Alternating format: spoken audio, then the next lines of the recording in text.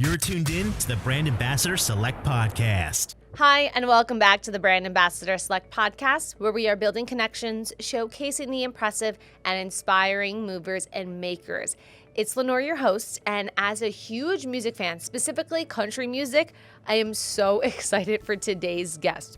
So, over the last 20 years, Jake Brown, an award-winning music biographer, has met and interviewed some of the biggest names in the music industry. I'm going to name literally everybody you probably know, so just wait for it. His extensive resume includes a book on Tupac. He's got one on Dr. Dre, Heart and Mӧtorhead, AC/DC. He's co-written books with Lemmy Kilmister. He has a book, Beyond the Beats, Rock and Roll's Greatest Drummers, where it features drummers of Metallica, Aerosmith, Bon Jovi, Motley Crue. The list goes on and on. His latest biography, Behind the Boards, Nashville, that was just released in June, marks his 50th biography milestone. It features 30 of the biggest producers in Nashville discussing their own personal backstories and the studios and the stories behind all the creations of recording 300 number one hits by some of the country's biggest stars. Like Luke Bryan, we got Carrie Underwood, Brad Paisley, the Dixie Chicks, Rhett, Sam Hunt, Florida Georgia Line, Martina McBride, Reba.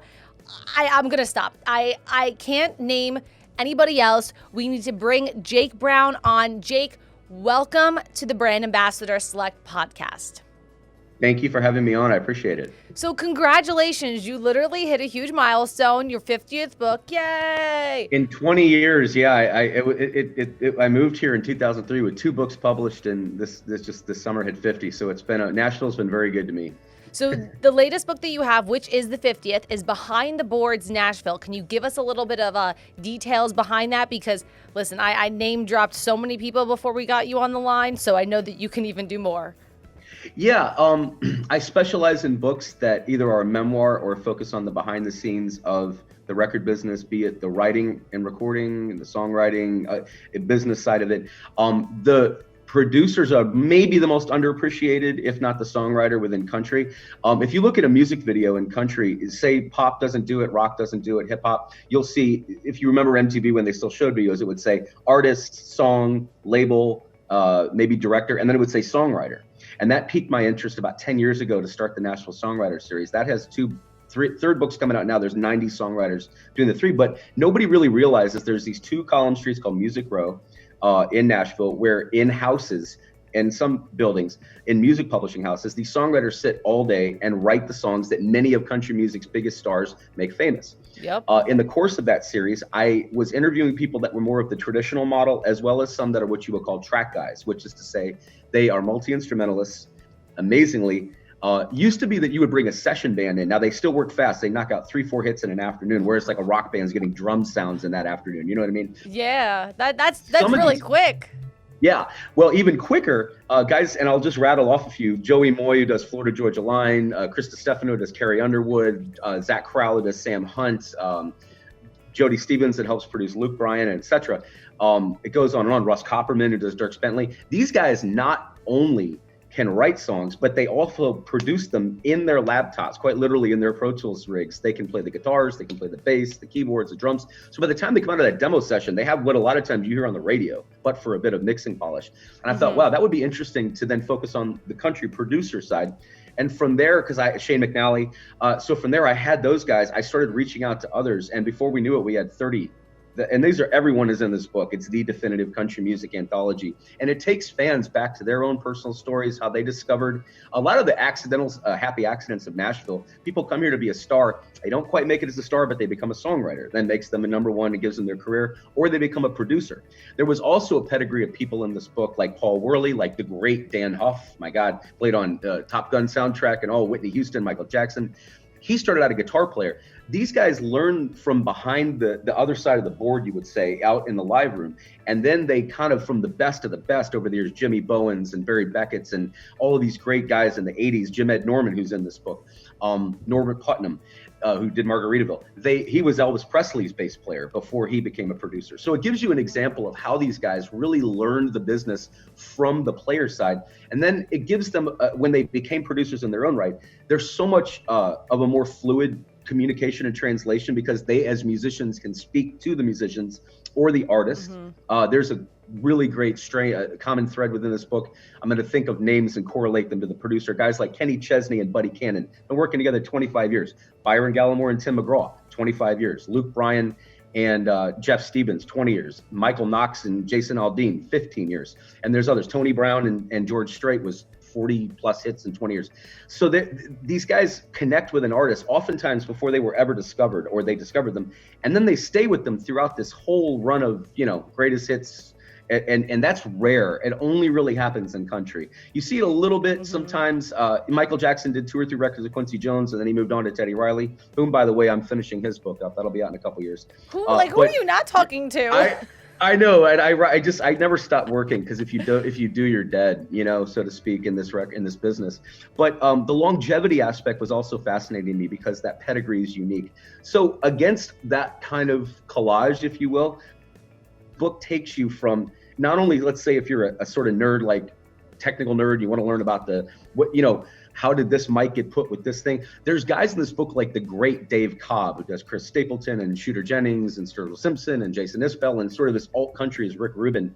He implores a lot of really old school record techniques, where he'll take like one mic and record a whole band versus, And so I wanted to show the entire spectrum of country music's producers, because it's not just one. There's so many subgenres in it. There's Americana, there's bluegrass's influence. There's also programmers who have brought in, and I mentioned some of them, Jody Stevens is a great example with Luke Bryan, Play It Again. They bring in all of these different stylistic elements that have infused into country over the last few years and made it such a broader genre now, because I wrote a book a couple years ago with a guy named Big Smo, who's a country rap artist, as an example, and country rap is something like, But it's another. Listen, Little Nas X just started to kind of do that now. So with Billy Ray on it, we got it. Yeah. So that shows you the diversity within the genre. And this book, it's 600 pages, hopefully takes you. And if you're a country fan, not only can you learn about, you can stream along and listen to all of your favorite artists and literally hear those hits as you're reading about how they were made. So we're very fortunate with the advent of digital that we were able to integrate all of that. I have to say, personally, after just listening to you, I am now so sad that all my country concerts have been canceled for the summer. Yeah, I know, right? When you were talking about the different styles, I was like, oh my gosh, I was going to see Sam Hunt, and now I'm not, and life is just You can read sad. about how his hits were all made, because Luke Laird, I should mention Luke Laird, who also co-produced Casey Musgraves, who's a big, really blowing up right now. Shane McNally, Josh Osborne. I mean, it's remarkable. I was so very fortunate. Frank Liddell and Miranda Lambert, that's another 15-year example of relationship. So we're so blessed that so many different producers, and that was the other thing. I find with these series that, and I've done, I have in the studio, which I write with, I've done them with Hart, with Mӧtorhead, with Tupac Shakur Estate, Rick Rubin, all across the map. These are an example to take fans inside the making of these albums and interview the band members and the producers and the principals. Ann and Nancy Wilson from Hart, I did one with, example like that, where the fan gets to go inside the studio and sit there behind the console, similar to this book, and feel like they're right there in the recreation of how these albums were made. So if you're a country fan and you can't see live shows, but you are still wanting to sort of get more of an up-close personal sort of rapport with that artist, this book hopefully will help you do that. Now, who was the first musical artist that you've interviewed? Because I can't even. For this book or historically? Historically, because you have so many, and I need to know, did you even fangirl over any of them? Because I'm on this That's end. not how you last. Yeah, as a piece of advice, if you want to have a career in the record business, don't be a fanboy or a fangirl. It's such a turnoff to the artists. They want to be treated like a normal person. And I think one of the I've worked in the record business 20 years, and I'm also a musician of 7 instruments. So I started out playing in bands myself. And I'm not comparing it to these guys' level, but I can kind of speak that language a little bit. And so when I moved here, I'd already been distributed for several years as a label, and I started out writing in rock. But the very first book I ever did, I actually wrote my first book on a bet. As I had no aspiration to be a writer at all. I just always did it. It was just something that came to me like music kind of did. And I was working at a record label called Cleopatra Records in California. And I was writing all of the copy for their like catalog copy and stuff, and then press releases. And I met a publicist. And long story short is that publicist kind of dared me to try to write a book. And I said, well, I'm not interested in the client you want me to do it with, but I do want to write a book on Suge Knight, Death Row Records CEO, notorious guy. He was just getting out of prison in 2001. And I thought, wouldn't it be cool if we could find a deal for this book and release it in real time with his release? And we pulled that off. A company named Amber Books, Tony Rose and Yvonne Rose gave me my start. And I wrote for them for about 5 years. I did books, got in everyone, R. Kelly, 50 Cent, Jay-Z, Tupac, in fact, the In the Studio book series, which is trademarked and I've written now for 15 years, was started through that company, through the Tupac Shakur estate. Afeni Shakur authorized it. And I interviewed a lot of his producers. And so my point being, it just kind of took on a natural thing. And I just never had an interest in the sex and the drugs and that crap. I wanted to focus on the music, because there's so much there that you hear 3.5 minutes or 4 minutes. People have no concept of how much work goes into creating that 3.5 and 4 minutes. You know what I mean? And then if you spread that across a stylistically diverse catalog, I've been fortunate enough I did Joe Satriani's memoir in 2014, Strange Beautiful Music. The Beyond the Beats series I write is with rock drummers. The first book had Motley Crue's drummer, Metallica, Creedence Clearwater, Journey, Bon Jovi, Foo Fighters, Jane's Addiction. I'm just trying to think of them all. Smashing Pumpkins. You got them all. On and on. So it just took on kind of its own thing. And I've just been very blessed to be able to get access to these different people, because I just only want to talk with them about music, and they want to talk about music. The Nashville Songwriter Series proceeded that way. And I've just been lucky to have a career that's kind of, from that first Suge Knight book to now, stayed within that lane. Even though, see, you can stay within a niche as a writer, but you've got to brand yourself out. To speak more broadly to your audience, you've got to brand yourself out within a specialty beyond just one lane. You've got to have different series. There's one called Behind the Boards Nashville. You know, and if you do that, then you can, under that banner, write with a lot of different artists, and it gives you a real variety of a palette that can kind of also make you viable, I guess, with different reading audiences. So hip hop's one example, rock's another, country's another. I've done books in the alternative realm with, I did a book on Tom Waits. I've done one on Tori Amos. I did a thing with Billy Corgan a few years ago for Tape Op magazine. We went through his whole catalog and did the Smashing Pumpkins' entire history. Yeah, and interviewed their producers. So hopefully anyone that's trying to make a living as a writer, especially in this climate today, you've got to brand your name, because if you don't brand your name, you have thousands of people banging on that same door that are ready to replace you tomorrow. Mm-hmm. And so it's just important to find that special, even within fiction, you might have, or romance or nonfiction of a sort of more, say, politics. You got to find a niche, and I recommend trying to stick with it, but then become as diversified within it as you can. So would you say your secret to your success would be branding? As much as anything. And I tell people, I get a lot of kids that email me that I've been doing this 20 years that grew up reading my stuff, thankfully, and now some of them want to go do that. And I'm not saying solely because of my books, but my books and other writers. And I tell them all, think of the marketing from the time you sit down to start writing your book. You need to be thinking about the finish line and how you're going to publish it. Because think about this, you could write the greatest book in the world. If you get to the finish line and you don't know what you're going to do with it, a literary agent's going to have no interest in taking you on if they don't have a really strong proposal, as an example. Within that proposal, you have to synopsis the book. You have to compare it to all the competition. You have to do what's called comparative titles. You have to do selling points, marketing points. You have to think about all these things. So the earlier you get started on that, and there's this, sometimes you get these people, oh, that's a sellout. It takes away from the creative process. It inspires the creative process because it opens your mind to all of these different other little nuances you can work into the writing. As an example, I make it a habit of going back through Rock Back Pages and other sites where you can source out, like Country Weekly is not around anymore. It's called Nash Country Daily now. Yeah. I like Country Weekly better, but as a name. But you can go back and we try to quote, excerpts from reviews from 1997, from right in the heart of when that record was coming out. I do all the chart positions. I do how many weeks it was in number one, what awards it won. Try to diversify and broadly cover as much as you can within that one song. You might find a page just on that one song. Within writing more broadly, though, I'm relating this to the broader answer to your question. You've got to be thinking about the marketing, and you've got to be thinking about the audience that you want to read your book. If you don't think about that stuff at the outset, some people get to the finish line, but it's a lot harder. because publishers are going to be putting up a lot of money. It's like a $20,000 investment to put out a run of a book. You've got, even if it's only going to be a couple thousand copies out of the gate, that's 10 grand.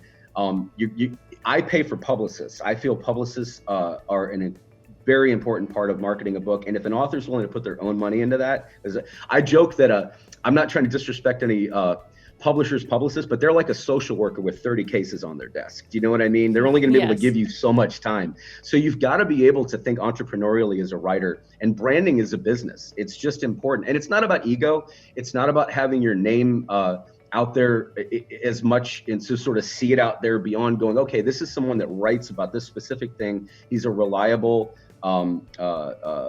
reading audience is going to follow him over the years. You got to build that out though. And the other thing is social media. I can't stand some of the elements of social media like Twitter, but I love Facebook. Yeah. And some people love Instagram. There are so many forums that there's no excuse to not do social media. There's always going to be a way to engage with people. And if you do that, that also creates, my God, you're the one person that might have 500 friends that shares something that you put up. That's 500 more potential readers, right? You multiply that times thousands and thousands and thousands. And then I work very hard to make sure that I everything I do is authorized. There's no anonymous sources. I've never in one of my 50 books had none.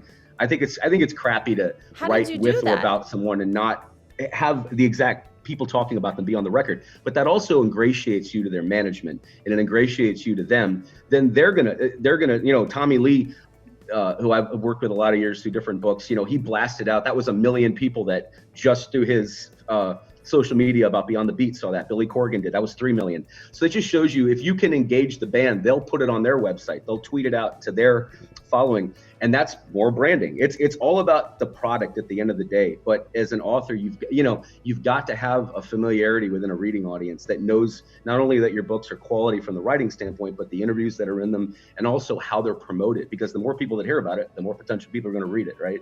Jake, I have to say, if you are ever on Jeopardy or Who Wants to Be a Millionaire, if you do not answer all of the music and entertainment questions correct, I'm going to be so disappointed in you. Well, I hope I'm not giving you too much. I think it's so important. I love the side of music. I grew up playing the piano, the violin. I'm a huge country music fan to begin with. So even just listening to your stories in general, it's just, you're right. A lot of people don't realize how much work goes behind even a 3.5 minute riff in itself, or just a song, or just a production, and how long it takes to actually get that idea and that song out there, even just to the radio. Lucky enough, it will even play on the radio. Exactly. Let alone become a number one.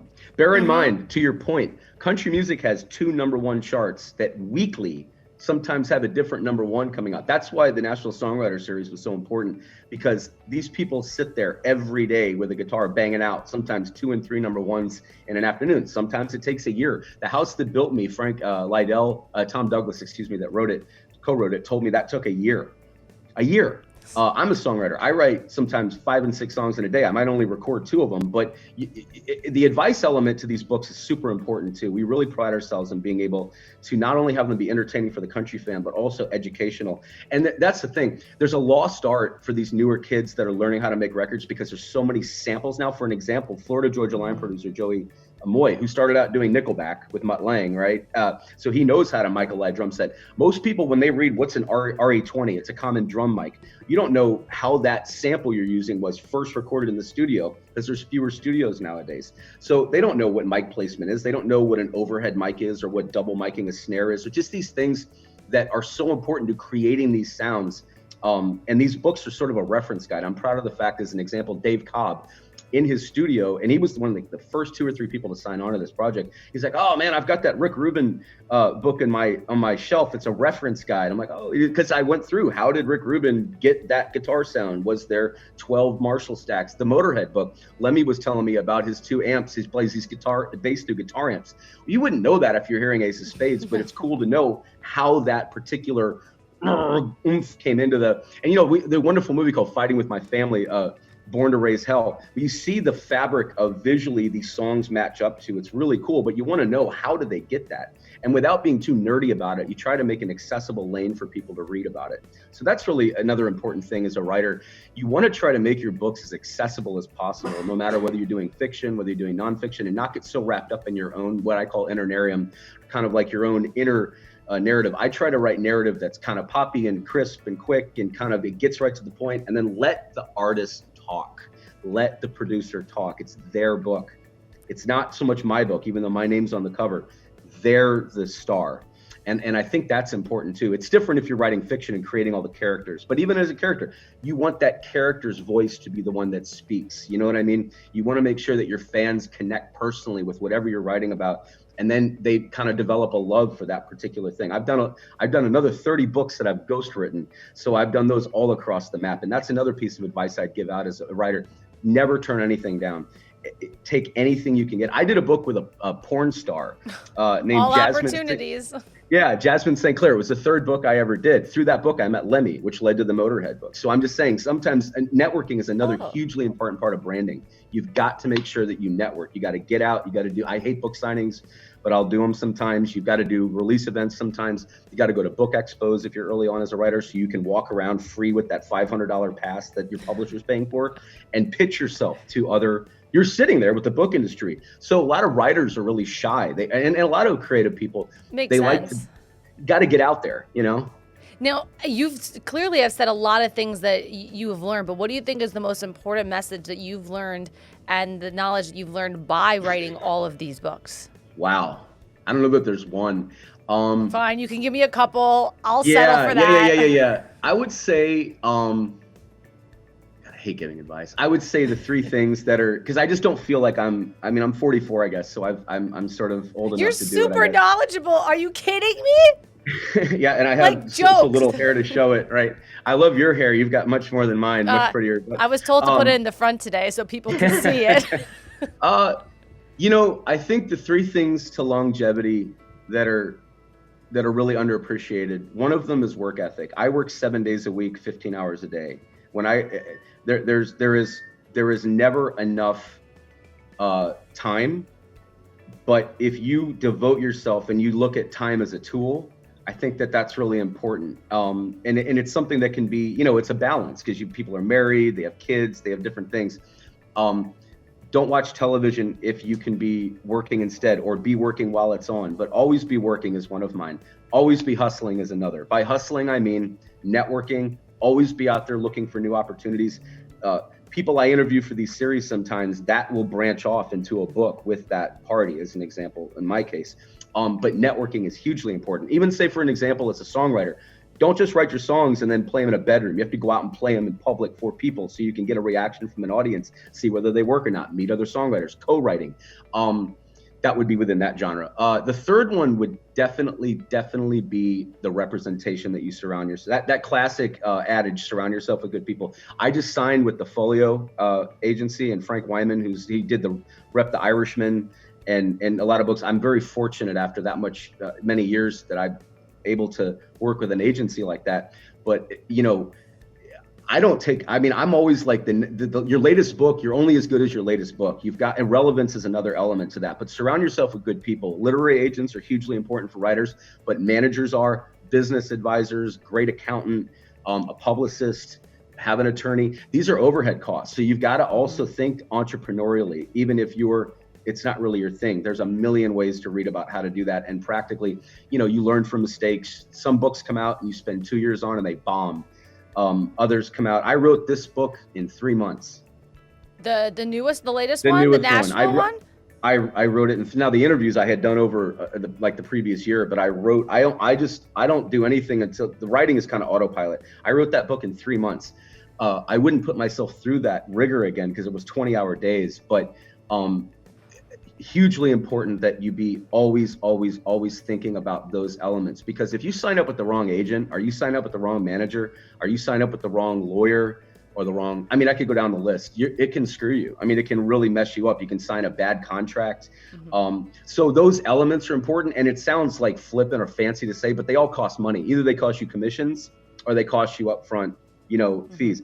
But they're hugely important at the end of the project. You're going to look back and go, gosh, I'm really glad I spent that $500 to have that lawyer review this contract, because I'm now making 10% more in foreign rights. I've been fortunate. Another thing that I would say, I have a great agent in Japan. I've been published there, 6 or 7 books now over the last 20 years. But other countries are really important, because if you can internationally brand yourself out as an author, A bunch of my books came out in England through British publishers, and I deliberately sought out British publishers because they're going to put them out in the States. It's inevitable. Anywhere it's an English-speaking country, they're going to come out. But that gives you another country's reading audience. I've had, fortunately, them out in France, Italy. I just sold one to Italy on a Guns N' Roses guitar player, Izzy Stradlin. Nice.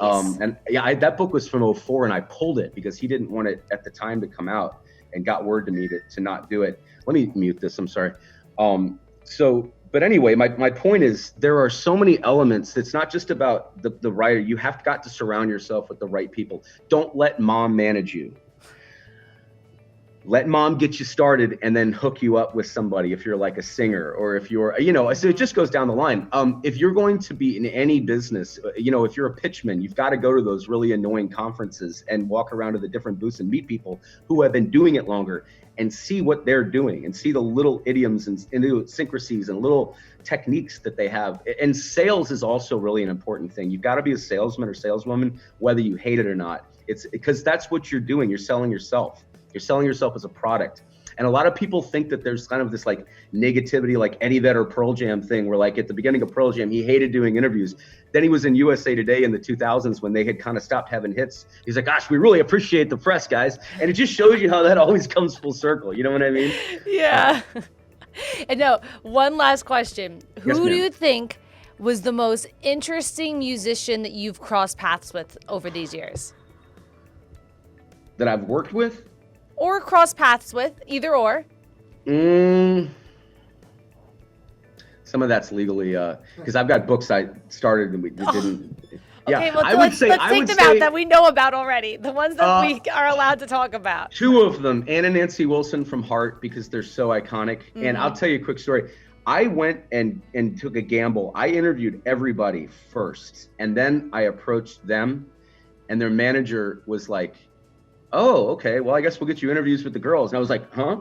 It just because it was a risk, because I wanted to have all of my ammo. But definitely them, definitely Lemmy Kilmister, rest in peace, from Mӧtorhead. And absolutely one of the most remarkable people, that I've ever written with, Joe Satriani. He's the world's best-selling instrumental guitar player. We spent 3 years writing that book, and it put me on it just took me some places I didn't expect to go commercially. And also Freddie Powers and Merle Haggard. I wrote a book with them before they both passed that actually we're turning into a film now called The Spree of '83.